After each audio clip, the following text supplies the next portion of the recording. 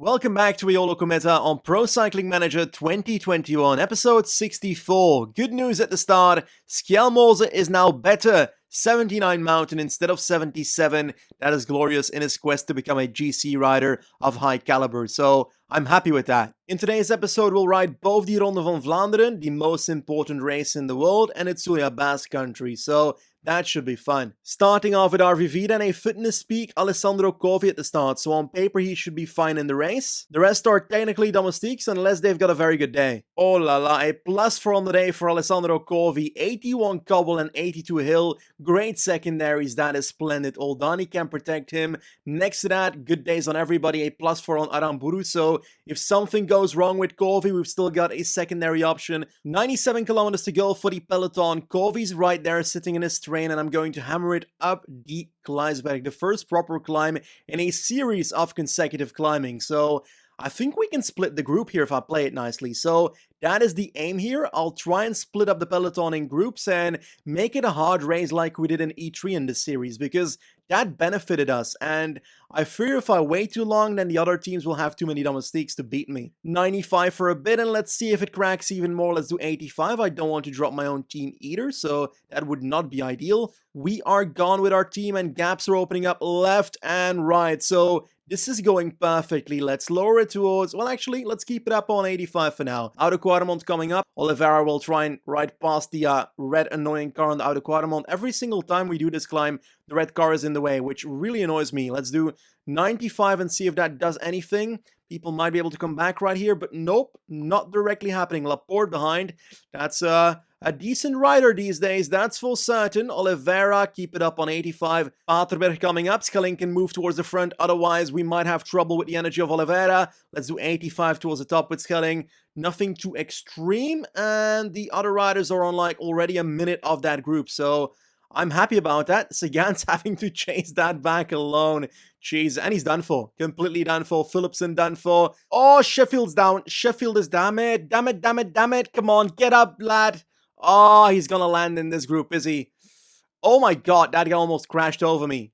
And I'm gonna try and catch up with that group and sit in that group at the back. Covi is still looking good on paper. Schelling needs to get out of the way because I don't trust this. And we've got a move right there of Pidcock. I don't mind if he goes solo, so let's go 85 for now, but the people are reacting, so I gotta move now. 94, 90, something like that. Just follow the tempo of the people that are trying to get away right here, because I don't want to spend too much energy on Covi yet, and for now that is working. Pidcock onto the Timeberg together with Benoot, and Incorn is gonna do the same in the group behind. We've got to move by.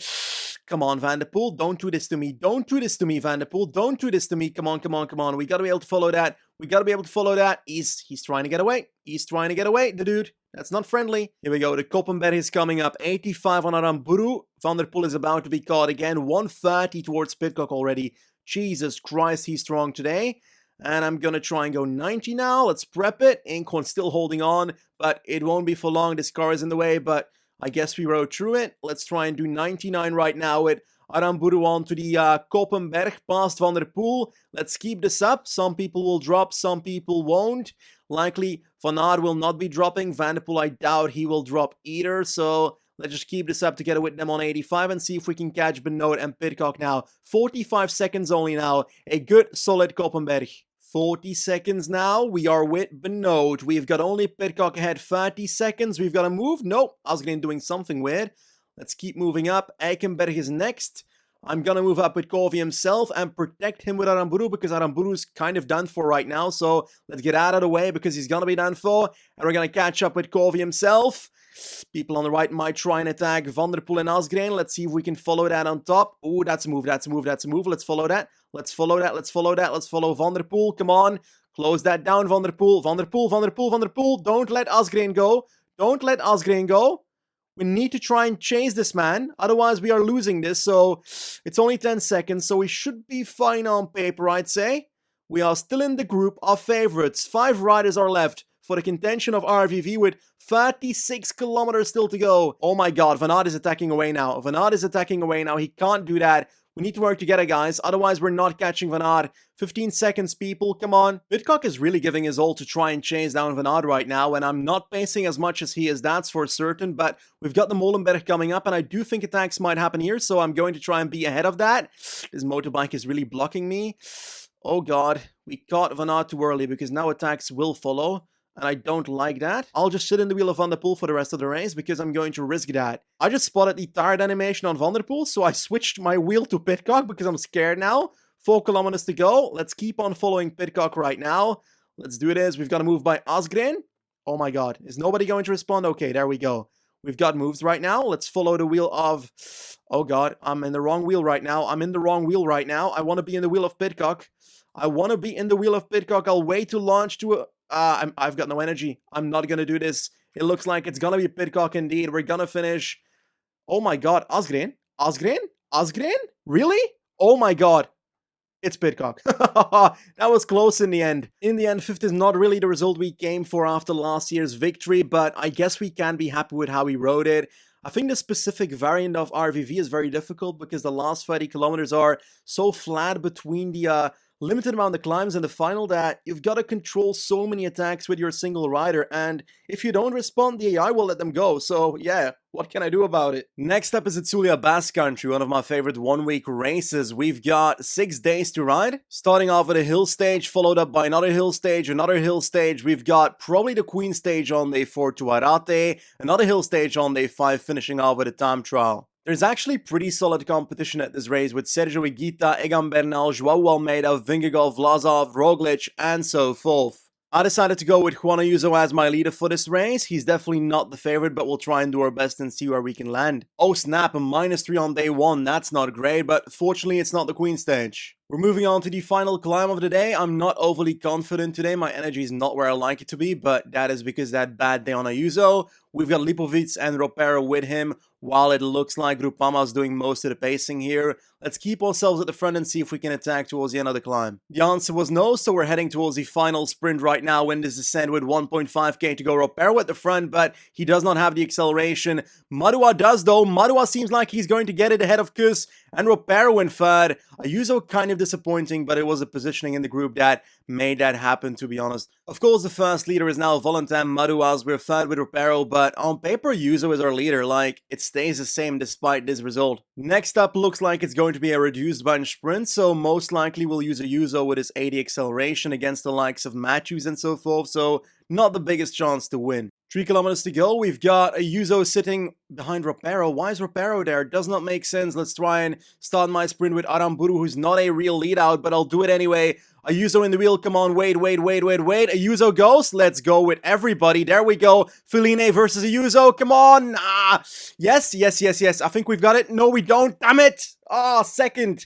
So close, but bonus seconds with both Ayuso and Ropero, so I'm quite happy about that aspect. Maduas remains the leader of the race. We're now second and third on 2 seconds and 4 seconds with Ropero and Ayuso, so overall looking pretty good. Bit of an uphill finish on day 3. Let's hope Ayuso has a good day here, because this could be the one that we can actually take the stage. Only a -1 day on Ayuso. It does look like we've got a +5 on Aritz Aramburu, so that's pretty crazy. Unfortunately, that's not going to be much useful for Ayuso. We're finding ourselves on the final climb. Positioning is not perfect. Energy-wise, also not perfect, but we're going to do our best and see where we land. We've got 3 domestiques left, although 2 of them are basically almost done for, so it's gonna be down to Aramburu fairly soon, and I do expect attacks very soon as well, so let's keep this position up with Ayuso and see if we can make it towards the top to then fight on the final ramp to the finish line. There we go, an attack by Paulus. We've got Sharkwind following. I will not respond to that yet. Aramburu is the next man to take over. He will be protecting Ayuso now. I don't like our energy at all. Let's just make a bit of a train on the flat part here. Let's see if we can do that on 75-ish. Energy shell on Ayuso. This is not looking amazing. Let's do 85. Last kilometer incoming. It looks like Sharkwind has a good placing towards the line there. Let's go with Ayuso on this ramp towards the end right now. I think energy-wise we won't make it. I think Higuita's gonna take it with utter ease right here.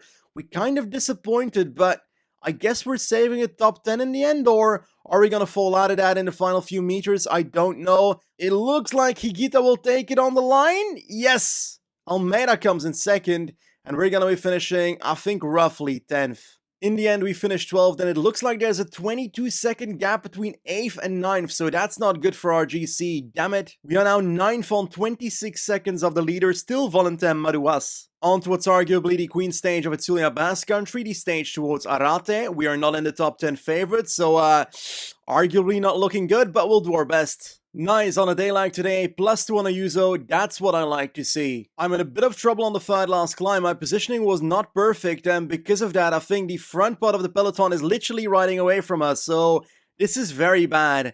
Let's see if I can remotely fix this. Let's sit up because I think EF is gonna do the work for us. Let's try and lean on them for a bit and then work ourselves a bit later. We are in a next level crisis right here. We're 2 minutes behind. EF is giving its all for this, but Higita's not with proper energy. I've seen him literally drop just a second ago from the group we were in, so we're gonna try and keep the tempo ourselves with Lipovic, and let's see if we can manage something out of the stage, because our situation right now is horrendous. We're now on Arate, still 2 minutes behind the front of the race. We don't have Madouas in the front though. He is literally in the group ahead of us. We're gonna pass loads of people on this climb. It looks like the group of Carapaz and Roger Adria are the ones that are gonna try and fight for the stage. We're gonna try and come back as much as possible, but I don't think this is gonna result in a good GC placing for us. At the front of the race, it looks like it's gonna be Marc Soler versus Tom Dumoulin. Tom Dumoulin's gonna win? Yes, I think he will, unless this corner ruins it for him. It looks like it is Dumoulin, yes, and we've got Carapaz and Fad. We are not that far behind. I'm going to try and drop the group we're in right now in the sprint. There we go, we're riding away from Vlasov, Madouas, and so forth. We're going to finish, I think, 9th on the road, which is, from the situation we were in, actually not that terrible.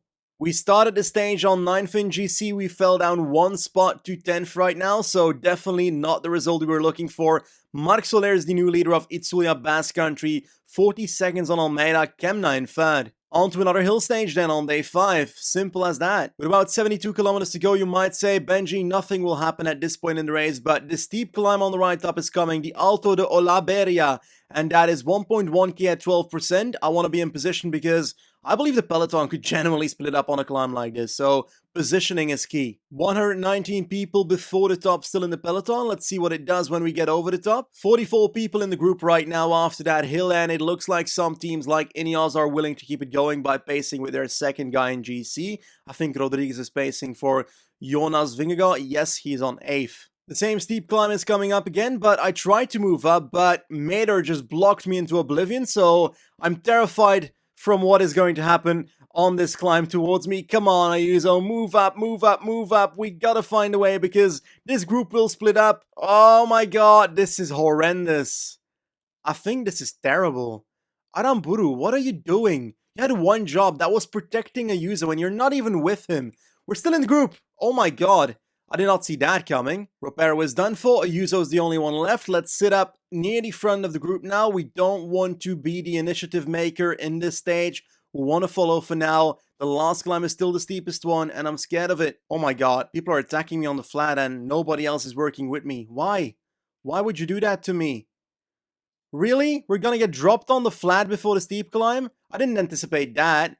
Carlos Rodriguez is now pacing with me despite Vingegaard being ahead, so I'm fine with that, Ineos. Come on, do the work for me. I love you right now. Ayuso will try and hammer it up the steep climb though with the energy he has left, and let's see if we can get remotely towards the front here. Gaudu setting the tempo there up front. Almeida and Vlasov following. We are not going to be in the top 5 of the stage, I'm afraid, but hey, we're trying to get towards Soler at least, but our energy, it's gone. It's just not there anymore. Looks like Vlasov will be taking the stage if this continues. Yeah, it looks like Vlasov has it. We're gonna be sprinting as well pretty soon.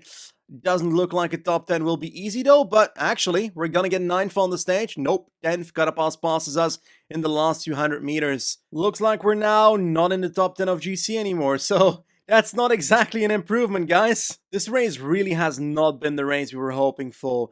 Madouas does not have a proper TT though. We're a bit better in that, so on paper I think we can step into that top 10 from here on onwards, so let's hope we can do so, because otherwise it would be sad. On to that time trial then, 24 kilometers, rather hilly, 1 goal, top 10. Here we go, Juan Ayuso is about to start his time trial. I'm neglecting Ropero completely to focus on Juan, and I think we can do a good job here. +3 on the day, some decent time trial stats, and I think I've got a rough idea on how to ride this one, so let's give it a try. For now, I'm keeping it at around 73 when it comes to my effort on the flat part. I could probably even go down towards 70 because the climbs is where it matters. That's where I need to make the difference. Here we go, the first climb of the time trial. Let's move it up towards 95 on this one and do some damage with that red energy. Let's slow it down towards 90. Now towards the first time check. Let's take a look what a Yuzo does right there. We've got 38th on 44 seconds. Not that amazing, but also not terrible. So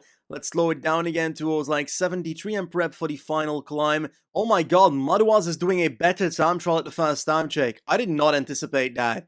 I would expect us to destroy him. Let's do 95 once again on the steeper climb here towards the end. This one with the black sections. Let's drop it down to 85 again because the red energy is not enough to do 95 towards the top. Let's do 87 again, 86, 85.